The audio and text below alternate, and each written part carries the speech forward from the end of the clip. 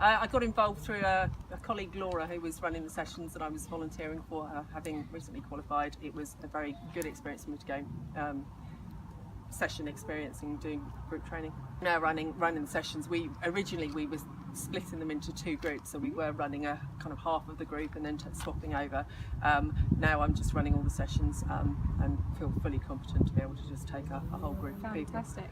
It's lovely to see the ongoing, how people have improved, how much confidence they've got, seeing them developing their bonds with the dogs as much as anything. You know, a lot of the people have never done any training whatsoever, and they've started training, they've seen the importance. The dogs have improved no end. Dogs that were never let off the lead are now, you know, really responding to them, and it's lovely, and their whole bond between them is great.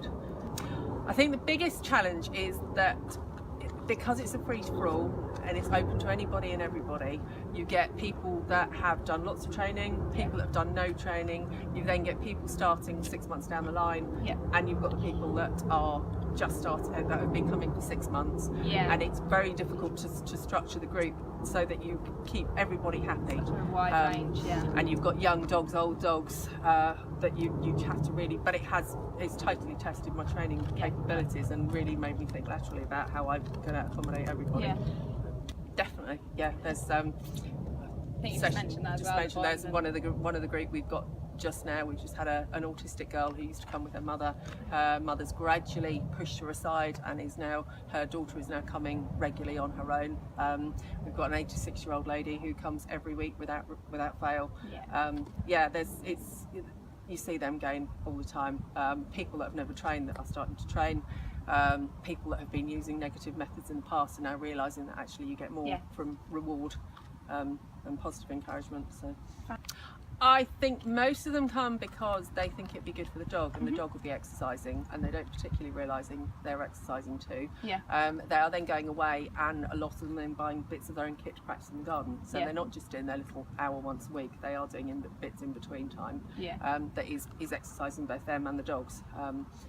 They definitely, you can't do that activity without participating at all and getting active. And as the dogs, I think at the beginning it's quite difficult because it's quite slow at the beginning, so they don't do much physical exercise.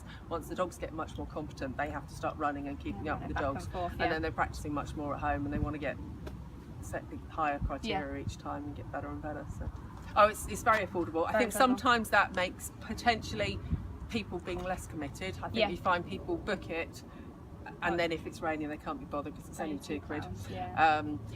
But yes, it does make, there's certainly some people that wouldn't come if it was more expensive, and it means they are coming out and giving it a go for that sort of money. Whether they take it as seriously as if it was proper money, I don't know. But it's targeting a different set of people, and those are the people that probably have never been to the classes anyway because they can't afford to justify that sort of money. So it's great.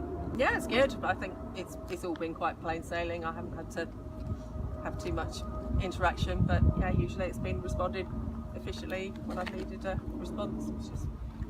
It's just sort of happened, and happened quite easily.